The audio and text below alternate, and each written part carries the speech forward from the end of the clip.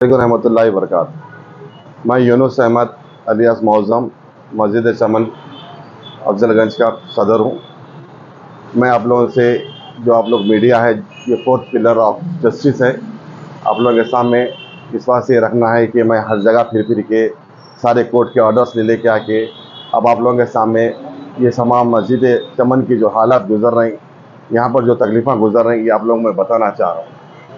ये सिंस 1995 से ये मस्जिद चमन का झगड़ा चल रहा। Mister Naeem, M A Naeem, जो कॉन्स्पिरेटर है, इनको हाई कोर्ट इनके खिलाफ, इन्होंने हाई कोर्ट ये मस्जिद में इंटरफेरेंस नहीं होना बोल के हाई कोर्ट ऑर्डर दिए। बाद में इन्होंने क्या करे, अपने दोस्त, अपने रिश्तेदार, अपने भांजे, खानदान के 4 लोगों को लेके, 5 लोगों को ले लेके, हमारी मार्केट के 2 लोगों को ले लेके कमेटी बना के लाए 2011 में। हाई कोर्ट इनको नहीं रहना इस बात से बोली थी, ये कब्रिस्तान के जो खाले गबन कर दिए थे, खबरा बेच के मस्जिद का सारा पैसा गबन कर रहे हैं बोल के मिस्टर नईम को ये कमेटी में न रहना, ये ऑर्डर था। अब इन्होंने क्या करें, मेन कॉन्स्पिरेसी मस्जिद मेरे हाथ पे रहना बोल के अपने दोस्त आसिम को ले लेके, अपने भांजे मन्नान को ले लेके, अपने भौने सिद्दीक को ले लेके, अपने तायरे भाई मोहम्मद को ले लेके और अपने मार्केट के 2 लोगों को लेके कमेटी बना के लाए। 2011 में जैसा कमेटी बना के लाए, हम लोग वहाँ पर ऑब्जेक्शन डाले, आप लोग बाहर के लोग हैं, आप लोग यहाँ पर ये कमेटी नहीं चला सकते बोल के वक्फ बोर्ड में ऑब्जेक्शन डाले। वक्फ बोर्ड में ऑब्जेक्शन डाले, बाद में वक्फ बोर्ड के इंस्पेक्टर आके यहाँ पर इंक्वायरी करे। फर्स्ट इंस्पेक्टर आके अजमतुल्ला इंक्वायरी करके उनके फेवर में रिपोर्ट देखे गए।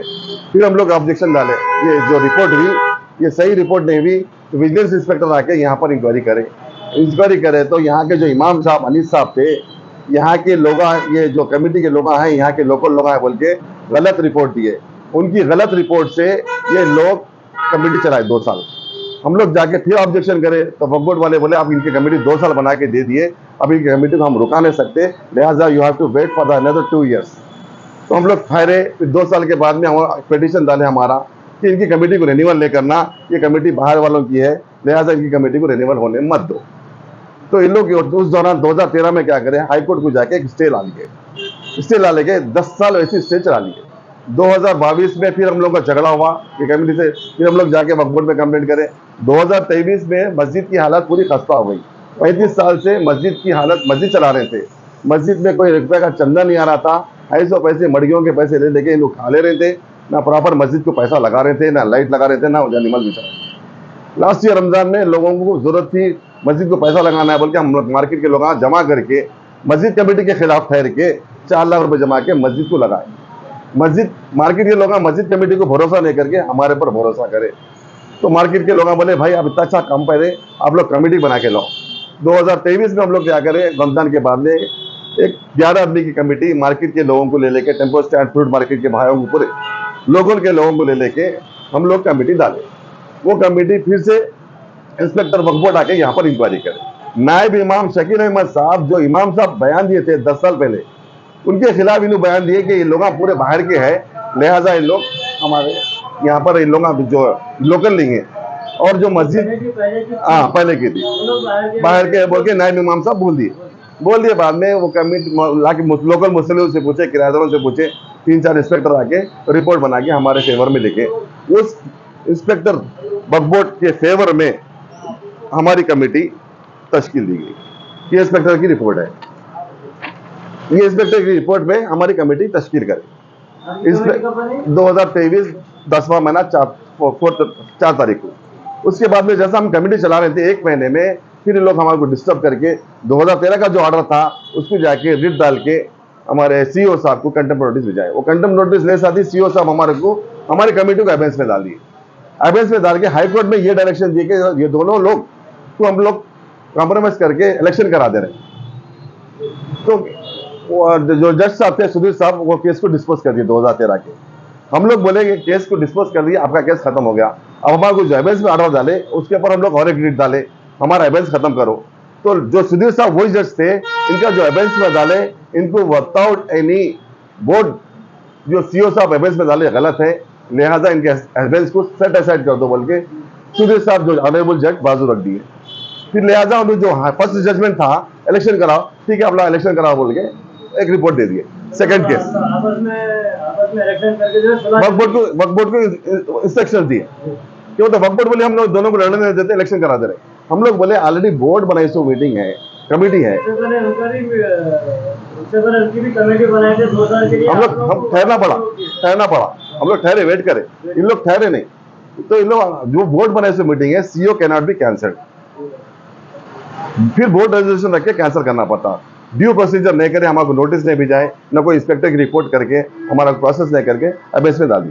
उस अबेंस के खिलाफ हम लोग फिर से अपील हुए, ये इलेक्शन नहीं होना, चीफ जस्टिस के पास जाके हम लोग अपील करें हमारी तकलीफ। तो चीफ जस्टिस साहब हमारे को कंटिन्यूशन करवा दियो, आपके साथ जो हुआ गलत हुआ, आपको अबेंस में भी नहीं डालना चाहिए था, आपकी कमेटी को रुकावना भी नहीं चाहिए था, लिहाजा आप कमेटी को कंटिन्यू करो बोल के चीफ जस्टिस साहब ऑर्डर दिए। ये सब चीफ जस्टिस साहब ऑर्डर दे दिए, हम कोर्ट में जाके सबमिट कर दिए। पूरे हैबिट्स आपके एक एक पेपर हर चीज बताऊंगा, केवल तो मीडिया में बोलो। चीफ जस्टिस साहब जैसा ऑर्डर दिए हम जाके सबमिट कर दिए, जैसा चीफ जस्टिस साहब बोला कंटिन्यू करो, हम लोग कंटिन्यू कर लिए। फरवरी के किराए लिए, फरवरी के खर्चे करे। उस दौरान रमजान आया, हमारे मार्केट के बच्चे नौजवान बोले हम लगाते पैसे, हम लगाओ बोल दिए। मस्जिद का पैसा हम अल्लाह का घर गए, आप कितना पैसा लगाना है लगाओ। तो जिस तो दूर चाहिए मस्जिद के पैसे लास्ट टाइम भी हम लोग लाए, ये टाइम भी लगाओ बोल दिए। मस्जिद पैसे रेडी हो गई, जैसा मस्जिद रेडी हो गया, साफ सफाई, रमजान 3 दिन बचे हुए, पूरी तैयारी करना है, बहुत कचरा पड़ा हुआ था। हम लोग बोले इन लोगों से साफ नहीं रहा बोल के हम लोग इमीडिएट घुस के साफ सफाई करना शुरू करते। ये नौजवानों को ले लेके फिर पुरानी कमेटी आके हम लोगों पर अटैक करी। मैं कैमरे फिट करा रहा था, क्या बोलते लोग की गलत हरकत, इससे पहले हम लोग को लड़के मारे, दो वक्त लड़ी हुई, कैमरे फिट करा रहा था। तो आगे मिस्टर नजम, मेन कॉन्स्पिरेटर, अजावरी मेन कॉन्स्पिरेटर, उन्हों और उनके भाई ऊपर किराएदार है, उनके ऊपर हम लोग ऑब्जेक्शन कर रहे थे। पूरा ऊपर का 2800 स्क्वायर फीट ले लेके सिर्फ 1000 रुपए किराया दे रहे थे। पुरानी कमेटी को बोले इतना 1000 रुपए कम कहीं किराया ले रहे हैं, बोले तो वो कमेटी के कमेटी को क्या करे 4000 करे। फिर हम लोग 2 साल पहले फिर गड़बड़ करे, इतना कम किराया कैसा ले रहे हैं, मस्जिद को फायदा होता हो तो फिर 6000 किराए। इवन मस्जिद का करंट उन लोग यूज कर रहे हैं। एक किराना रख के 2 ऑफिसा चला रहे हैं, एक मुस्लिम फंड ट्रस्ट चला रहे हैं, जमात उलमा के ऑफिस चला रहे हैं। मंडी का मीटर अलग नहीं है, मंडी का नहीं, पूरा फ्लोर का, पूरा फ्लोर का मीटर नहीं है। 35 साल से मस्जिद का करंट यूज कर रहे हैं, 35 साल से मस्जिद का करंट यूज कर रहे हैं। एक किराना में रख के 2 चला रहे हैं। मुफ्ती गयासुद्दीन का बैंक है और बाजू जो है जमात उलमा ऑफिस इलीगल चला रहे हैं, उसका 1 रुपया भी मस्जिद को किराया नहीं दे रहे हैं। मतलब ये किसको किराया दे रहे हैं आप लोग? आज का किराना में कहा बोले तो वहाँ के जो मैनेजर थे स्टंट हो गए ऐसा, वो मुफ्ती गयासुद्दीन को मालूम है। ये मुफ्ती गयासुद्दीन और नजम जो मेन कॉन्स्पिरेटर है, इन लोग अपना बचने के वास्ते यहाँ के लोगों को यूज करके वक्फ बोर्ड पे प्रेशर दिलाए। वक्फ बोर्ड पे प्रेशर दिला के परसों हकीम आके, इंस्पेक्टर आके, हकीम आके यहाँ पर हमारा मस्जिद का लॉक तोड़ दिया बाहर से। आपके पास वीडियो वगैरह है? इसका सारा वीडियो एविडेंस है। मिस्टर रम्या हकीम और जो उनके साथियां थे, इमीडिएट हम जाके पुलिस स्टेशन। आप लोग कोर्ट के ऑर्डर सबमिट करें। जी हाँ, आप लोग जो है पोजीशन ले लिए। जी हाँ, पोजीशन तो पोजीशन, जी हाँ। तो इंस्पेक्टर जो है वो उनकी नॉलेज में है, वक्फ बोर्ड में पूछा आप ये कॉन्ट्रोवर्सी कॉन्स्पिरेसी, जो कॉन्ट्रोवर्सी हो रही है, हाँ, इसकी क्या वजह है? इसकी वजह क्या है? जो पुरानी कमेटी थी, इन लोगों को हार बर्दाश्त नहीं हो रही, 35 साल से खा लेते आ रहे हैं, समझ रहे हैं आप। अब इनके ऊपर यहाँ पर 8-10 लोग हैं जो उनको सपोर्ट कर रहे हैं, सारा बाजार मेरा सपोर्ट कर रहे हैं। इनके खिलाफ जो जितने भी थे, ये सारा मार्केट 350 आदमी मेरे हक में दस्तखत करके वक्फ बोर्ड में सबमिट करे। ये मौजूम भाई को, यूनुस अहमद को कमेटी को सदर बना। FIR में भी ऑलरेडी DCP साहब अपने लीगल एडवाइस को भेजा हाईकोर्ट को। लीगल एडवाइस भी अल्हम्दुलिल्लाह मेरे फेवर में आई हुई है। अभी अंदर इंटरनल रिपोर्ट्स मालूम है, इंशाल्लाह वक्फ बोर्ड के ऊपर, इंस्पेक्टर के ऊपर FIR होंगी। और मैं अपील करता हूँ हमारे चेयरमैन साहब से और हमारे CEO साहब से, सारे पॉलिटिकल पार्टी से, हमारे असदुद्दीन अवैसी साहब से, हमारे रेवंत रेड्डी साहब से, हमारे MPT के अब्दुल्ला खान साहब से मैं अपील करता हूँ, आप हक का साथ दीजिए, सच का साथ दीजिए। हम जो 3 साल हमारे को कमेटी दी, हम इसको हमको सुकून से चलाने दीजिए। अगर हम गलत है तो हमारे खिलाफ फिर से रिपोर्ट करा के हमारी कमेटी को बर्खास्त करें, वक्फ बोर्ड अप्रूव करें। हाँ, इंस्पेक्टर की रिपोर्ट पे सारा वक्फ बोर्ड बैठ के, हाँ उनकी रिपोर्ट, उन्होंने आके रिपोर्ट, उन्होंने खिलाफ आके ठहर गया। मेरा ये कहना है कि जो MA हकीम, जो इंस्पेक्टर साहब आ रहे थे, हॉलीडे के दिन आए, हॉलीडे के दिन भाई, आप हॉलीडे के दिन आके क्या ही को है साहब, आपको कौन इनको कंप्लेंट करे, आप कौन से कंप्लेंट पर यहाँ पर आए? मैं उनको पूछा था, उनके पास प्रॉपर जवाब नहीं था। बोला आप पैसे लेके आए या कोई प्रेशर से आए? अच्छा ठीक है, आए तो एक किराया ले दे के जाओ। बोला मैं, क्या बोला तुमने किराया भी लेना जुर्म है?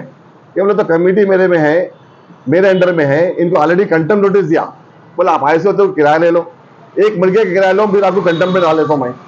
आप कंटेम्प्ट में आते हैं, चीफ जस्टिस के कंटेम्प्ट में आते हैं, आपको जेल होती, नौकरी तो छोड़ो जेल हो जाती, अब आगे किराया लो। मैं इधर था, आते रात आके 11 बजे आके लॉक तोड़ दिए, उल्टा बोल रहे हैं कि तराविया नहीं होना, आइंदा दहा वक्फ से पूछ के करना। ये गैर कानूनी कौन से प्रेशर में मिस्टर हकीम इंस्पेक्टर ऑडिटर जो आगे हमारे को जो प्रेशर कर रहे हैं, कंटेम्प्ट में आ रहे हैं। लिहाजा मैं सारे लोगों से अपील करता हूँ मेरे साथ इंसाफ करें, हमारी कमेटी के साथ इंसाफ करें।